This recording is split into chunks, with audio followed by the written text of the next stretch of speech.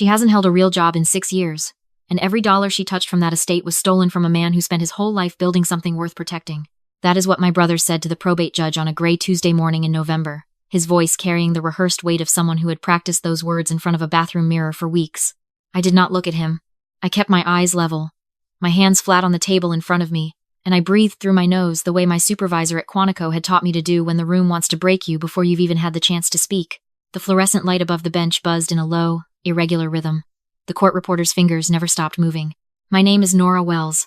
I am 31 years old, and the man sitting 12 feet to my left, the man who shares my last name and half my blood and exactly none of my ethics, has just told a federal probate judge that I am a thief. He does not know what is in the manila envelope inside my attorney's briefcase. Not yet. I grew up watching my brother Derek perform.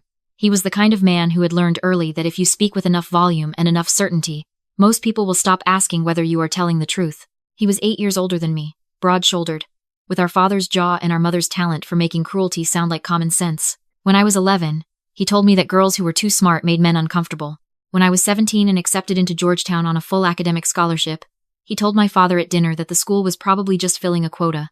And when I moved to Washington and stopped explaining myself to him, he told anyone in our hometown of Creston, Colorado who would listen that I had run away from responsibility, that I was always the difficult one, that our father's late-life health struggles were partly my fault for being absent.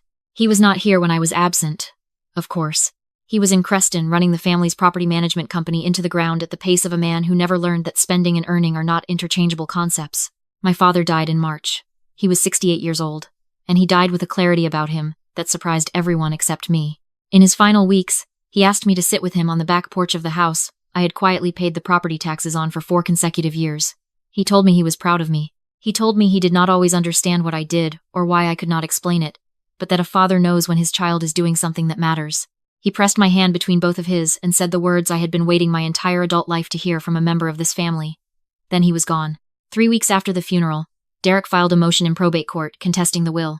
He claimed my father had lacked testamentary capacity. He claimed I had exercised undue influence over a sick, lonely old man. He claimed that a series of transfers from my father's personal savings account into a LLC called Mesa Ridge Holdings were unauthorized withdrawals, a paper trail of theft conducted by a daughter with no income and no scruples and no shame. Mesa Ridge Holdings was mine. My father knew it. My lawyer knew it. And the money that moved through it had never once been taken. It had been deposited. Have you ever been invisible on purpose? Not because you were weak, but because the work demanded it? Have you ever watched someone use your silence as a weapon against you and understood that the only honorable thing to do was to keep quiet anyway? I want to know if you have ever felt that. Leave it in the comments, because you are not alone in this room. Derek's attorney was a man named Charles Pruitt. He wore suspenders and a bolo tie and carried himself with the confidence of a man who had never lost a case in Garfield County. He approached the bench with a thick accordion file and the slow, satisfied gait of someone who believed the outcome was already settled. Your Honor, Pruitt began, setting his file on the podium with a soft thump. The record in this matter is unambiguous. The decedent, Richard Wells, was diagnosed with mild cognitive impairment in the final 18 months of his life. During that period, his younger daughter Nora, who has no verifiable employment, no tax filings consistent with legitimate income, and no professional standing of any kind in the public record, gained sole signatory access to a secondary savings account. She used that access to transfer a total of $212,000 into a shell company registered in her name in Nevada. He paused, letting the number land. He looked at me the way men like him always looked at women like me, as though the shape of me was the answer to every question about my character. The will, which was amended 14 months before the decedent's death, leaves the bulk of the estate to the defendant. That amendment, we will argue, was made under conditions that compromise Mr. Wells's judgment, and we will further argue that the transfers constitute criminal fraud. He sat down. Derek smoothed his tie. I looked at the back wall of the courtroom and thought about a morning in October 2 years ago, when I had sat in a windowless office in a federal building in downtown Denver and signed off on an investigation that had taken 22 months and resulted in the arrest of a city councilman, 2 real estate developers, and 1 very surprised vice president of a regional bank. I thought about what that felt like. I thought about the word accountability and what it actually meant when you had to build a case from the inside out, brick by brick, in the dark, without anyone knowing your name. I straightened my back. The judge, the Honorable Patricia Reeves, was a compact woman in her late 50s with reading glasses on a beaded chain and the expression of someone who had heard every variety of family contempt and was not easily moved. She looked at Pruitt. She looked at me. She looked at my attorney, a woman named Diane Cho, who had spent 12 years in the DOJ before going into private practice and who had agreed to take my case on a Tuesday afternoon without blinking once. Counsel, Judge Reeves said, addressing Diane. The defendant's response. Diane stood. She did not open the briefcase yet. Your Honor, she said, my client has been patient. She has listened to counsel characterize her as unemployed, as a fraudster, as a parasite, and as someone who manipulated a dying man for personal gain. She has not responded to any of those characterizations, and that restraint has apparently been interpreted as an admission. It is not. She paused. The transfers in question were not withdrawals from the estate. They were capital contributions, made with the defendant's own funds, invested through a vehicle she established precisely because the decedent's personal accounts were too exposed to be used directly. The paperwork to support this is substantial. However, before we enter that paperwork, I need to address the core claim that my client has no verifiable employment. Because that claim is not just incorrect, it is the entire foundation of opposing counsel's argument, and it is wrong in a way that this court is about to understand. Pruitt shifted in his chair. Derek leaned over and whispered something to him. Diane reached into the briefcase. She did not remove the envelope yet. She just let her hand rest there. My brother watched her hand. His jaw was tight. For just a second, something moved behind his eyes that was not confidence. It was the first honest thing I had seen on his face all morning. I want to tell you about the years Derek spent describing me to our father when I was not there to answer. I know the version of me he built in those long Sunday phone calls. The version where Nora was always almost doing something. Always between things. Always arriving from somewhere vague with a vague answer. To Derek, the absence of a visible career was the career. He told my father I was probably living off a boyfriend.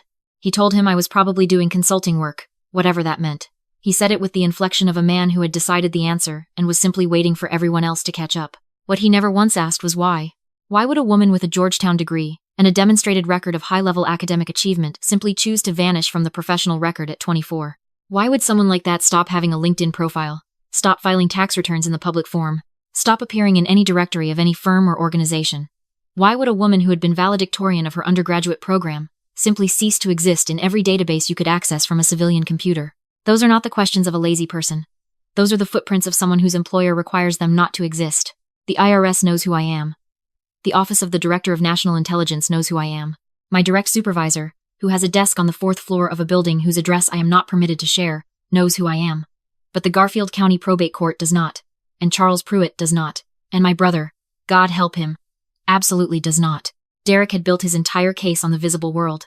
He had no idea how much of my life had been spent in the one that runs underneath it. Your Honor, Pruitt said, rising from his seat with an edge of impatience. Opposing counsel is being theatrical. The defendant either has employment records or she does not. Tax filings are public record. If she has income, let her show a W-2. Diane looked at him with the particular expression of someone who has just heard a man explain ocean depth to a deep-sea diver. She turned back to the bench. Your Honor, she said. The defendant's employment records do exist. They are simply not accessible through standard civilian channels. My client has served continuously for the last 7 years as a senior special agent with the Financial Crimes Enforcement Network, a bureau of the United States Department of the Treasury. She currently holds the grade of GS-14 and carries a caseload that I am legally prohibited from describing in open court. She paused.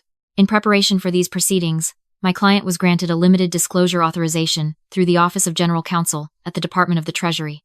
I have here a sealed verification of employment and service record, pre-cleared for judicial review only, issued 10 days ago.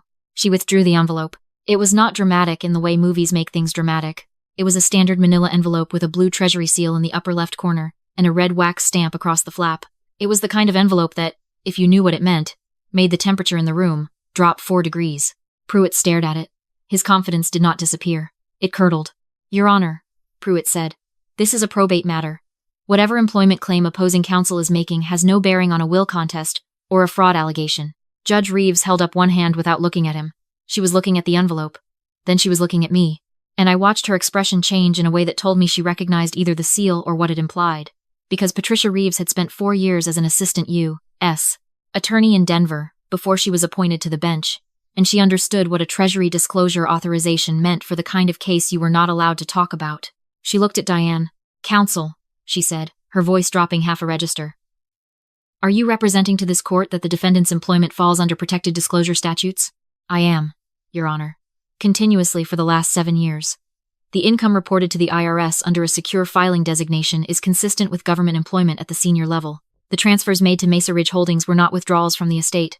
They were the defendant's own funds, documented by internal records. I am prepared to enter under seal. She paused.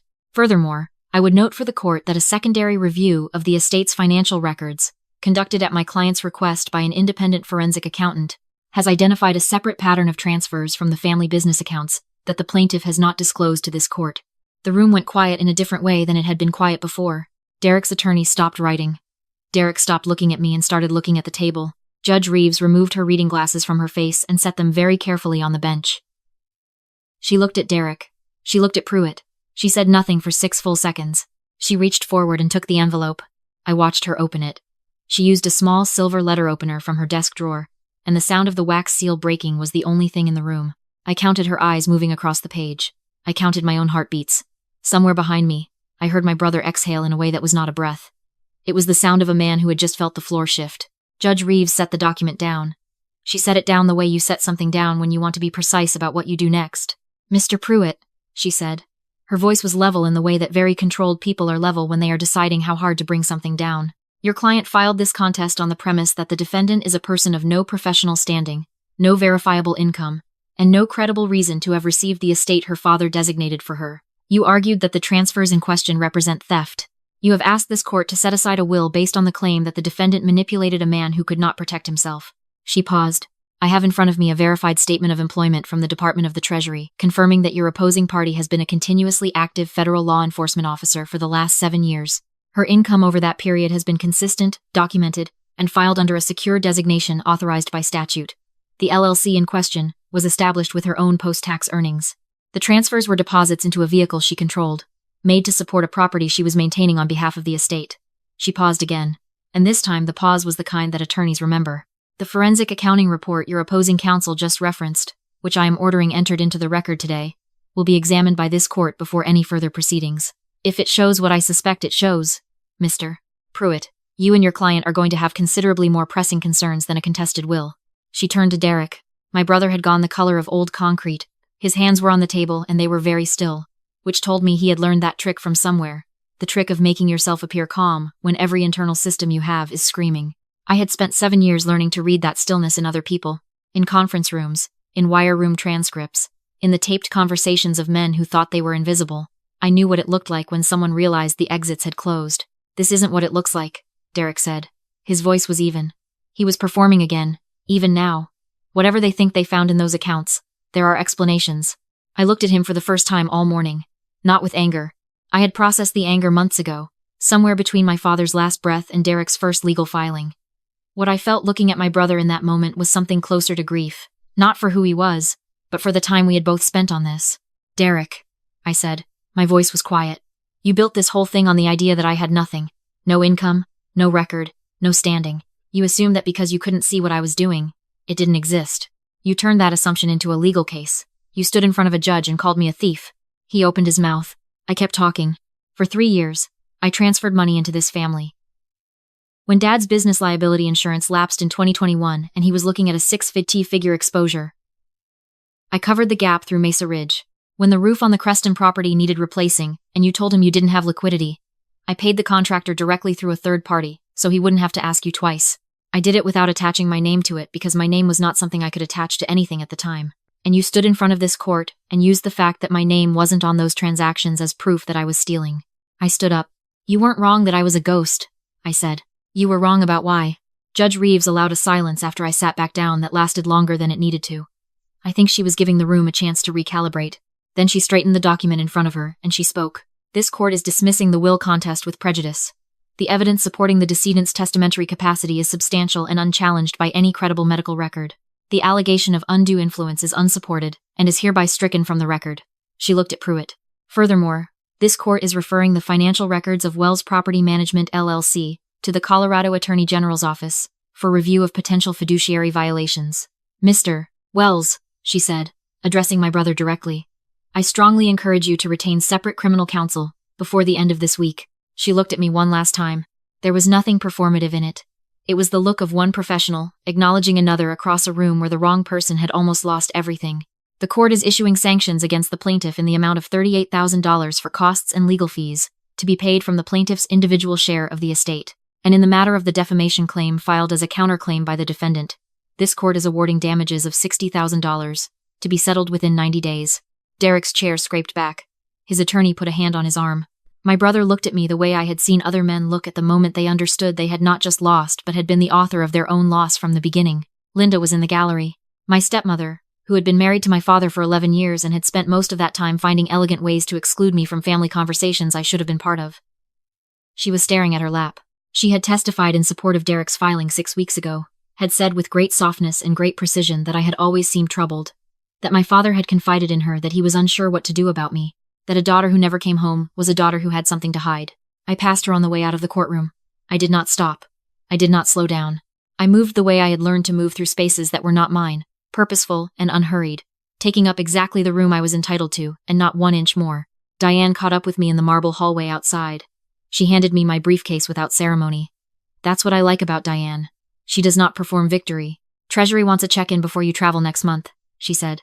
I told them you'd be unreachable for the first 2 weeks. She paused. Your brother's going to plead down if the AG takes it. You know that. I know, I said. Does that bother you? I thought about it. I thought about Derek at 22, teaching me to change a tire in the parking lot of the Creston Dairy Queen. I thought about the way he used to call me kid, the way he used to ruffle my hair before he decided I had grown into a version of myself that did not serve the story he wanted to tell about our family. It bothers me that it got here, I said. Not that it's ending. The glass doors of the Garfield County Courthouse opened onto a cold November afternoon. The mountains to the west were the color of charcoal and old snow, and something that had been standing its ground for centuries without needing anyone to notice. I stood on the steps for a moment and let the air reach the back of my throat. I had spent 7 years being a name on a secure roster that no one in my private life was allowed to see. I had accepted my family's version of me the way you accept weather, as something you move through rather than something you argue with, because arguing with it costs time you cannot afford. I had funneled my own money into the lives of people who used my invisibility against me. Not because I needed their gratitude, but because I understood what it meant to protect something larger than yourself even when it cannot see you doing it. My father had seen me, in the end. Not the classified version, not the GS-14 version, not the version with the badge and the secure filing designation. Just me, his daughter who worked hard and came back when it mattered, and loved him in the only language that had ever been honest between us, which was the language of doing the thing without waiting to be asked. I walked down the courthouse steps and found my car in the lot. Before I got in, I sat for a moment and looked at the drive-through coffee cup in the center console that I had not finished that morning, and the field notebook on the passenger seat, with 3 weeks of case notes in my handwriting, and the photo tucked into the visor that my father had taken of the two of us on the back porch 2 Augusts ago. His hand on my shoulder, both of us looking at something off to the left of the frame that I couldn't remember anymore. I took the photo down and held it. There is a cost to being the person who operates in the background of other people's lives. The cost is that they write the story without you in it, and sometimes they write it so convincingly that even they believe it.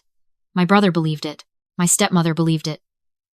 For a long time, I think part of me was afraid my father had believed it too. He hadn't. He knew. He just hadn't known the specifics, and the specifics were never mine to share. I put the photo back in the visor. I started the car. Diane had texted me a single line while I was sitting there. She sent it without preamble, which is also very Diane. For what it's worth, he looked like he aged 10 years when Reeves read that document. I set the phone down without responding and pulled out of the parking lot onto the 2-lane road that ran north toward the highway. I had 3 days before I needed to be back in Denver. I thought I might drive through Creston, not to the family property, not to the house with the new roof I had paid for through a company no one in that town had ever heard of. Just through. Just to drive down the main street in the middle of a Tuesday and remind myself that a place does not define you, that you can come from somewhere small and operate in the spaces between the visible and invisible world and still be entirely, completely, irrevocably, yourself. The mountains were enormous to my left. The sky was the specific shade of blue that only exists at altitude in November. A blue that asks nothing from you and offers nothing back and is exactly as beautiful as it is because it does not need your permission. I drove north. There is a version of this story where I am bitter, where the years of silence accumulate into something corrosive and I spend the rest of my life calculating what I was owed. I have met people who carry that version. I have sat across from them in federal buildings and watched the way resentment makes a person move. Like everything costs slightly more than it should. That is not where I am. What I know is this. I was the invisible hand that kept their world upright, and they tried to use my invisibility to erase me, and they failed. Not because I am remarkable, not because my job has a seal on the envelope and a direct line to the office of general counsel, but because my father sat on a back porch in August 2 years ago and looked at me and told the truth, and sometimes one person seeing you clearly is worth more than a whole county deciding they know your story. The highway opened up ahead of me, wide and straight, and going all the way to the horizon. I set the cruise control, and let the mountains fall behind. If you have ever been the one in your family whose work no one could see, whose sacrifices were invisible, whose silence was taken for weakness, I want you to hear this. The people who defined you by what they couldn't find were not looking in the right place. You were never the blank space in their story. They were simply not cleared to read yours. Like and subscribe if this one landed for you. Turn on the notification bell, because the next story is coming, and I promise you it is going to hit just as hard.